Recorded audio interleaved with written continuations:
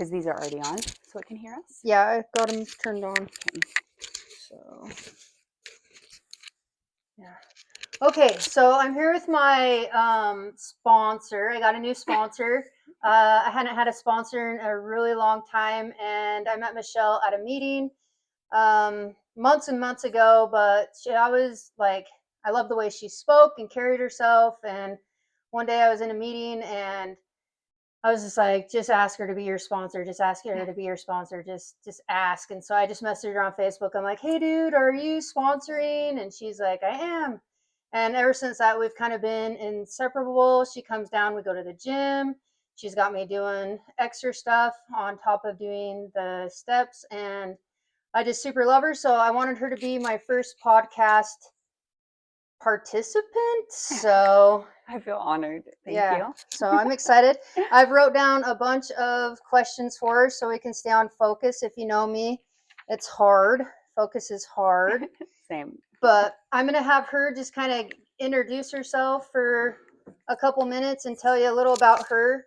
And I'm going to turn the air conditioner on. My name is Michelle. I am an alcoholic and an addict. And my journey started really young. I was introduced to a 12-step program for the first time when I was 22. But my journey, best described, is like falling down and getting up, falling down and getting up. I have discovered through a lot of therapy, a lot of treatment, a lot of just work, that I've been a self-harmer from the time I was a little girl. And I think that's really common for especially women who have backgrounds with trauma. And so I'm just really passionate about recovery. I'm passionate about sobriety. I'm passionate about healing. And I think the 12 steps are a beautiful way to find healing in your life. But I have found a lot of help in therapy, shadow work, just getting all the way down to the roots. And I'm passionate about helping women discover who they are, where they come from, and then who they want to be. And I just thrive on that. Hell yes. I do want to ask like a more personal question that's not written down, but what was your final like, I want to get sober, I want to like, what was that final moment like? What was like the last 24 hours of your time before you came into recovery like? This last time, cancer is a huge part of my story. And I've had long periods of substances being taken out of my body. But like I said, I didn't understand what being emotionally sober was. Like chemically balanced as far, cancer just shook my world. And, I 2 years ago, after being given a terminal cancer diagnosis, I found myself like spiritually bankrupt. That is, I felt empty, and it wasn't due to people, it wasn't due to places, it wasn't due to things. um, I was empty in an entirely different way. And the 24 hours that led up to me walking back into the rooms of Alcoholics Anonymous, um, was the end of 60 days of me choosing to not have my daughter with me for the first time in my home, choosing substances that were not my substances of choice. Like I genuinely was not, like it was a war between me and God. And I'm like, I don't like how you're doing this. Like I don't want to do it your way. And he graciously broke me in a different kind of way. But I was alone. I was in my home. Um, and I mean, I just can't describe, like I was just dark. And it really was me finally saying, God is the only thing that can save me. Like literally, I need you to transform me from the inside out. And it was just in a different way that I could not conceptualize before. I didn't understand that trusting God is different than believing in God. Mm-hmm. And I have always believed in him. And this season of my life is really, I trust you with everything in my life. I love that. That's one of the reasons why I love her. It's because she loves God just as much as I do. Okay, we're gonna focus on that. Okay, you ready for some Becky questions? Yep, I'm ready. Okay. What's one thing that surprised you about recovery? How much fun I can have. For so long, I hung on to that idea of life's going to be so boring. And the Yeah. truth is, factually, if you look at, I've actually been arrested and gotten in trouble more times sober Oh. than I have using substances. That's not necessarily like a win in sobriety, but that brings back like that emotional part. But I have so much fun in sobriety. I have the deepest relationships today that are so authentic and so honest and true. And I really hung on to the belief that I'm too much, that no one will understand me. No one else has been through what I have been through. And every single one of those judgments and false beliefs has been crushed. And I just love loving people in sobriety and that it's fun. Yeah. It's fun in a whole different way. I totally relate about being too much and if people, but what are some of the funnest things that you do? I know you like to, like Susan, we were talking that she asked me to go hiking this weekend. And what was your answer when we said you'd go hiking? Hell no, Becky doesn't hike, run, speed walk, jog, nothing. I was a smoker for 28 years, so my lungs haven't healed even 4 years later, but I will lift some weights. You will. You do well too. Yeah. Yep. Crush it. So what else do you do? I love watching my kids play sports. Yeah. So my son is 22, my daughter's 16. People laugh at me. They're like, when you were pregnant, did you pray for them to be smart and healthy? And I'm like, no, I prayed for them to be beautiful and good at sports. And I cannot say that God did not listen. But genuinely, my favorite thing in the entire world is being with them in a gym and just watching them thrive. I love being around my children. I'm blessed that both of my children are my friends, not just my kids. And me and my son love to hunt. Hunting is she's a big time hunter. Yeah, Like and big I'm a time. bow hunter. Yeah. So yeah, had some bucket list things, been to New Zealand, killed a tar. But I definitely, my favorite thing to do with my son is definitely hunting and watching him. Did you end up going when you were in Colorado hunting? Or Yeah, I didn't actually hunt. I you just went walked yeah. along with him. Yeah, I didn't have a license. I knew you were excited Yeah. about that. And that's something that I wasn't able to do for the last 2 years. You know, I Cancer got took my that. hunting license. And we're gonna go. I've never really. I'm gonna teach you how to pull that bow back. Show me. Yeah. Show me. I'm down. Yeah.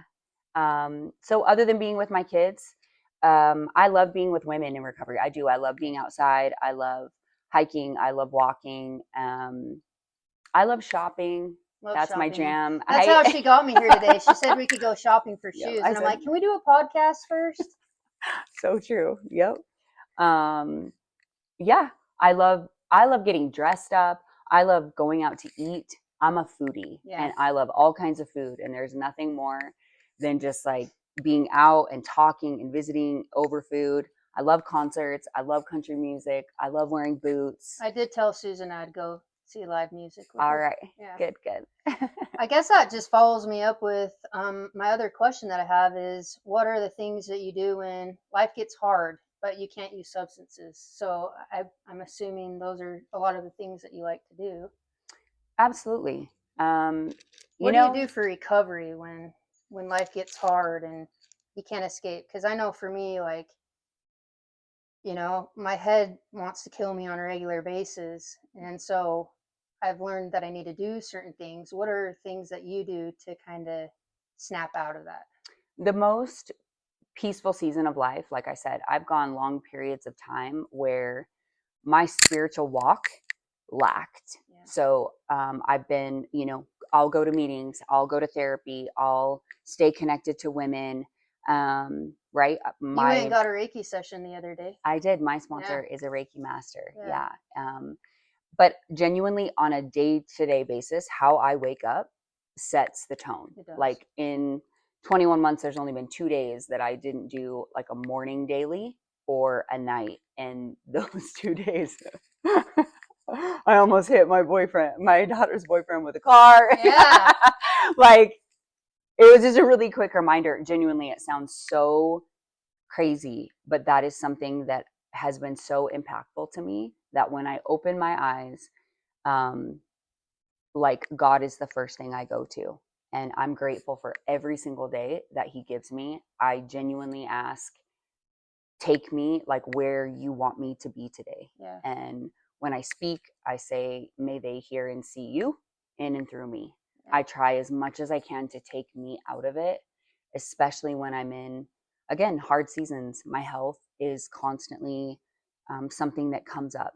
And even in the last 9 months, I didn't live one day at a time Mm-hmm. until my body was like, yeah, you don't know how many days you have. And all of a sudden, all the principles that were said to me and given to me in a 12-step program started to sink in. And I'm like, one day at a time. Yeah. And so I think that's my best advice, is in moments where you have your higher power, that relationship has to be there. It's the one consistent. So like if I have a hard day, I can't get a hold of you, or I can't get a hold of John, or I can't get a hold of somebody else in my trusted circle, like I always have him to fall back on. Or really, if you start your day out the way you are, then you really, they say your program's only as strong as your daily maintenance. Yeah. So yeah. I think your relationship with God is there. And then obviously, right, to have a sponsor, have those trusted people you can call and talk to. Mm-hmm. I have a therapist, I have a mentor, I have a sponsor, I have you, I have John, I have Ryan, I have Susan. Like, I have my people. And for me, them knowing the truth about me, I withdraw, I ball up. That's a trauma response. And most of the time, I don't even realize that I do that. And so I love that the people who love me know if Michelle is quiet, they will come find me. John likes that I'm quiet. John's grateful. loving that I'm quiet. He loves it because he knows I'm only calling to check in now. I have a question here for you, actually. Okay. Would you rather have 10 sponsees or one sponsee that called you 10 times a day? I'm gonna ask that one to John too. He's gonna be like, I have never thought of that. I think there's something about having less numbers and deeper relationships. Quality. So the truth is I'm only one person, and there have been seasons where I've had mentors and sponsors that are like, say yes to everyone and do everything. And then again, I had to walk through this season of shame of like, I can't show up the way that I want to, as much as I want to. I can't answer. I'm only one person. Yeah. And then we feel bad because we're letting all these people down. Yeah. I only personally sponsor 2 people. Yep. And the sponsor I have now, that she's really worked with me on, Michelle, be very intentional. She calls it, our relationships are, she says, they're spiritual walks, like God-given. And I believe she's a God-given sponsor to me. They're like, definitely I needed a woman, right, just like her, who could hold me in space. And I really pray ahead of time before saying yes. And I believe that's like my intent. And I don't say yes to everyone, and less now, but with more depth and time with each woman that I work with now. If I'm ever calling you 10 times a day, just know my ass is falling off, bro. Just so you know. But I don't really have time for all that. But I did at like 30, 60, 90 days. I needed real help. But, okay, so I'm going to go back to my first page because I was asking you like the things that you do to escape. And I know that you've worked like the 12 steps of AA, but you're also doing, and I want you to talk about your shadow work program and like your stuff coming up, and kind of get a plug in there for you for that, because I know she gave me a book, and it's on shadow work, and I started reading it, and I've done stuff like this before because I have a best friend named Chantel, and she has me leaning into that shit all the time. But I'm excited to, I've worked the steps, but I want you to tell us, like, because now I'm just at the beginning of it, but you have done it. So tell me more about what you do in your recovery, like your shadow work program and that you're doing. So I think the first thing, just around the 12 steps, like I said, I was first introduced to a 12-step program at 22, and I've gone through the Rooms of Alcoholics Anonymous, NA, CA. I've been part of Celebrate recovery groups through church. When I went to treatment, I actually went for a mental breakdown and severe codependency. So I've been part of a 12-step program, and with, female structure, biblical structure, like there's a million ways that you can do the steps. So I want to preach the steps are the steps and consistent no matter where you go. I think for me, and this is what I try to express to a lot of people who may only have sat in meetings and don't really understand what we're saying when we're like, oh, there's freedom in the steps, right? Yeah. It sounds very shame-based. It's scary. It sounds like you just want me to tell you all the bad things that I've done and what a bad person I am, and then try to say sorry for it in a different way. That's what my mind told me. And so the first thing I just want to coat that with is the steps are not meant to be shaming at all. No. I believe, like I said, it depends. It's to set you free. Yeah. And so everything that I've done outside of that, or what I bring into doing the steps now, has a lot to do with the shadow work I've been exposed to. Essentially, it's going all the way down to the root, right? From the time we were a little kid, we have a mother wound and a father wound, or roots, right? A mother wound and a father root. And everything what was shown to me was what do you want in your life today, Michelle? Where I was, at 33 years old, cancer for the first time, but it was ovarian, cervical, and uterine. I couldn't have any more kids. I had just gotten married. I thought, right, the trajectory of my life is me and my husband, we're going to add to our family and we're going to have this business. And again, it looked beautiful on the outside, and I was still very empty on the inside. And the types of therapy that I had tried before that, I needed real trauma therapy. And I'm so tender to so many people who don't find safe spaces to be able to share. Yeah. I also think that's something about the steps, right? It is hard to lean in and to give all of your honesty and your trust when there were things, even when I went in at 22, I'm like, you want me to give you an inventory? I'm like, I'm facing federal prison time and trying not to lose my son. There was no way, but it didn't mean that I didn't want to heal. You know what I mean? And so there was an organization I was shown through our church, and it was called Liminal. And I met a woman named Sherry, and that woman, again, hands down, has more than helped save my life, but change my life. Yeah. And there are processes that I was shown on a weekend and in groups that were called soul groups, that were outlined guided work, not a Bible study, not a sharing meeting, it was guided work where you created containers of the same women and you followed rules. Again, there wasn't a social club, so you didn't text and talk, and you came to do real work on your soul.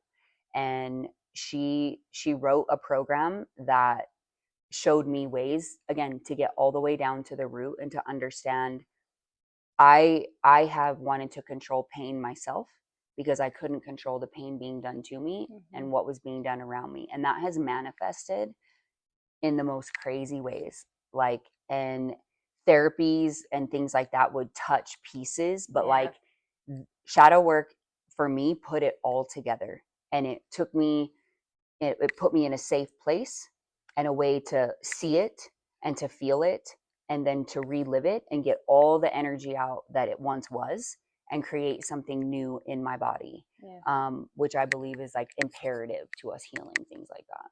I think therapy is such a waste of time.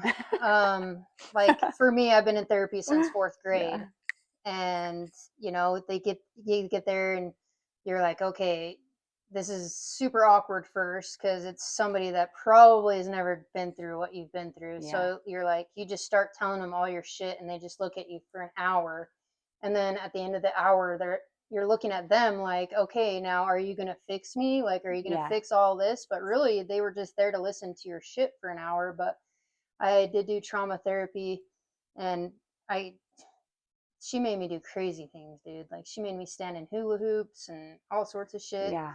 And I think that, like, I've started doing my shadow work with my mom, and she told me to go back to when I was a kid and start writing shit down. But like in AA, it's like where you were resentful or where you're harmed. So you think of like the things of when you're an adult when that shit happened. But and my mom was a pretty great mom. Like, she really didn't do much, you know. She was really great. But I told her last night when I saw her, I said, dude, I'm kind of writing you a story about my mom. And she's like, I love it. I love it. Yeah. So I'm excited about that journey and digging a little deeper. And you know, they say the steps are like an onion anyways. Like, Yep. each time you do it, you just peel another layer.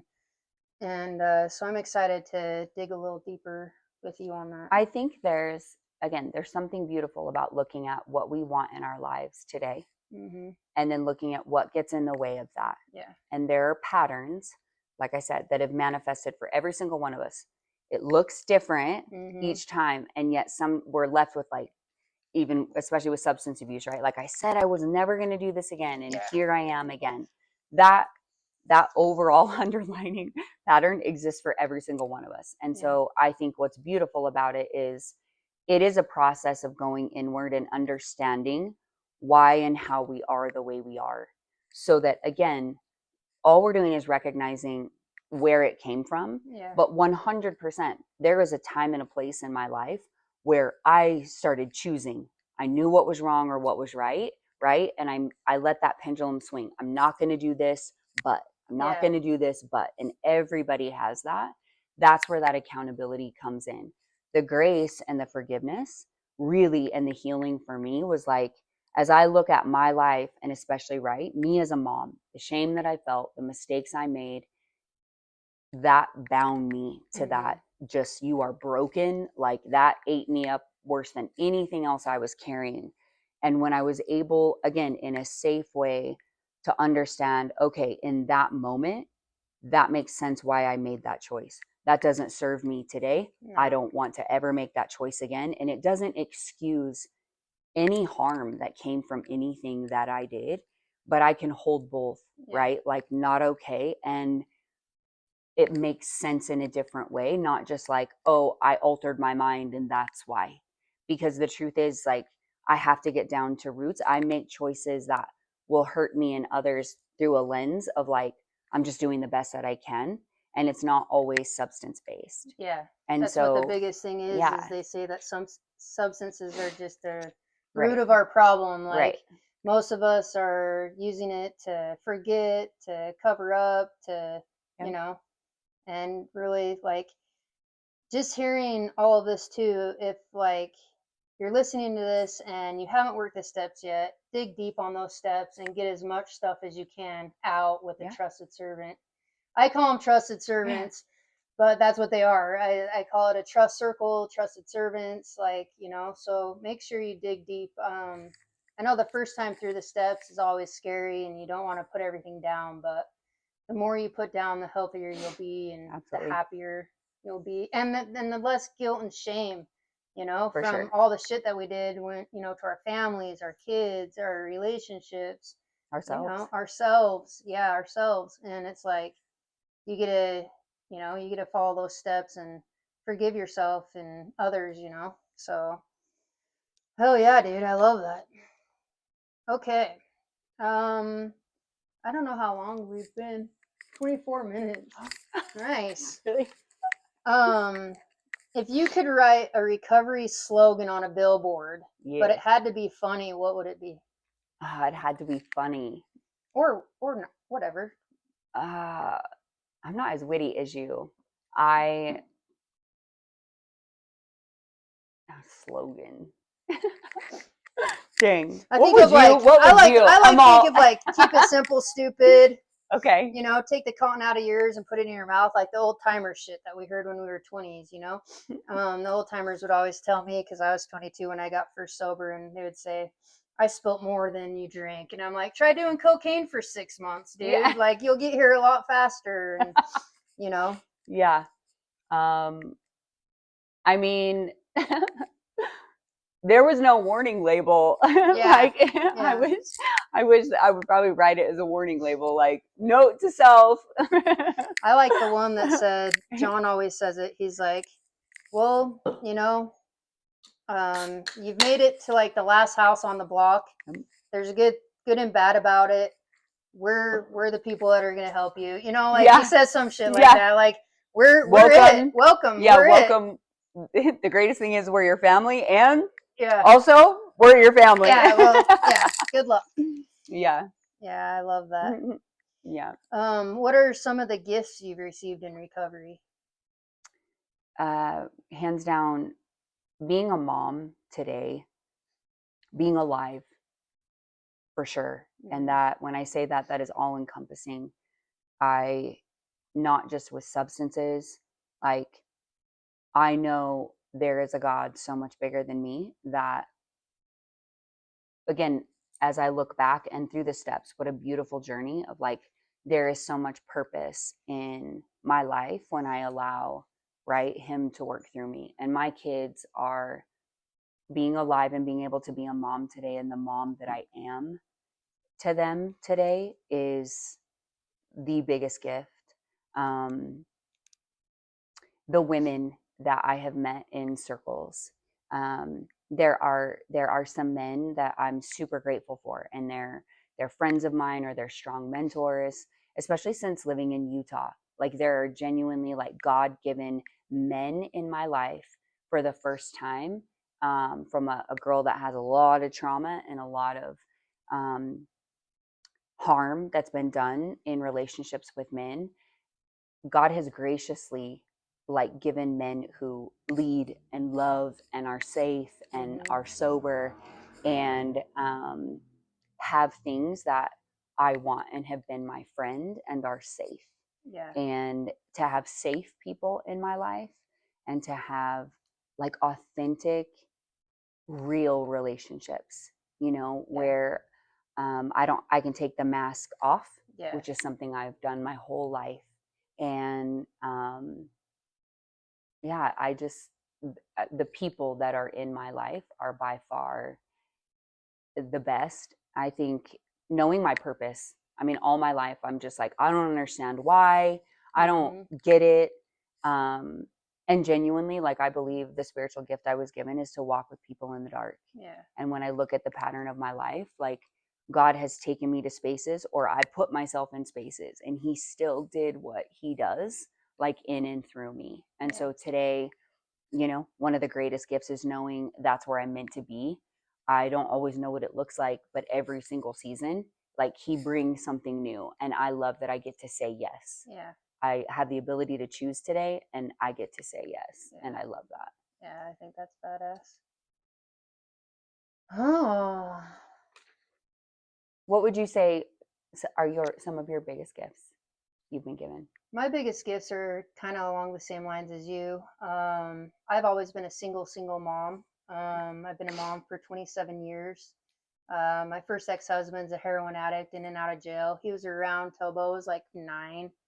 And then, so I really haven't had a lot of, I've always had to like show up. Like I've needed rehab. Like I probably needed rehab 4 years ago, but I couldn't do it. So I went to a meeting, came home and slept. I'd go to a meeting, well, pick kids up from school, come home and sleep, and then I'd go to another meeting. So I did that. But now it's just like my kids motocross, you know that, and we're always doing that, and I'm showing up for them. And I've kind of always been that mom that shows up, but I wasn't really there, if that makes sense. Like I was physically there, but I wasn't there. Present, yeah. Yeah, I've just never really been present till, recovery. And then I almost lost my job because of alcohol, and now I'm thriving. Now I'm just thriving in my career, and same company I almost got fired from because of being a drunk. And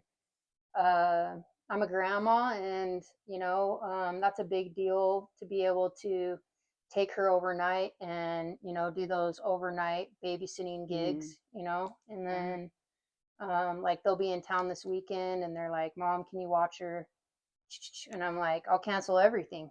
You know, Yeah. I literally Yeah. cancel everything for that girl. Yeah. And you know, I love being with you, and your son will FaceTime you because my 27-year-old still FaceTimes Yep. me, and he's like, "What's up, buddy?" Like Yeah. my 27-year-old will FaceTime me like 3 times a Yeah. day, you Yep. know, and like That's how I it think. doesn't matter what the hell I'm doing. I'm always answering it if I'm in the middle of a client or if I'm, you Yeah. know, on a Zoom or whatever. I'm answering. Yeah. So I think those are some of the best things that, you know.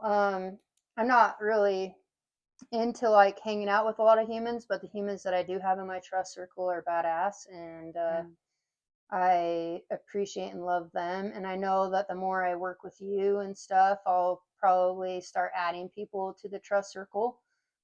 So I'm excited. I'm excited to keep growing and thriving. And you know, I mean, last night in the meeting they said if I wrote down what I thought that I wanted in a year, I would have under promised myself. Absolutely. You know, and I love that when people share that because 100%. That's I would never think that I would be doing what I'm doing. Yeah. You know. Yeah. So The crazy part for me is when I think about, I mean, the facts, right? Like you're going to be 42 and a single mom yeah. alone in Utah, Hmm. gone through cancer again. I mean, there are, right? Like the bullet points of my life today, I would not, like, I'd be like, nah, I'm good on that, you Yeah. know? And yet that is so surface level to where God has taken me and the peace that I have in my heart, the love that I have, the people, like the blessings, again, like transformation from the inside out. Yeah.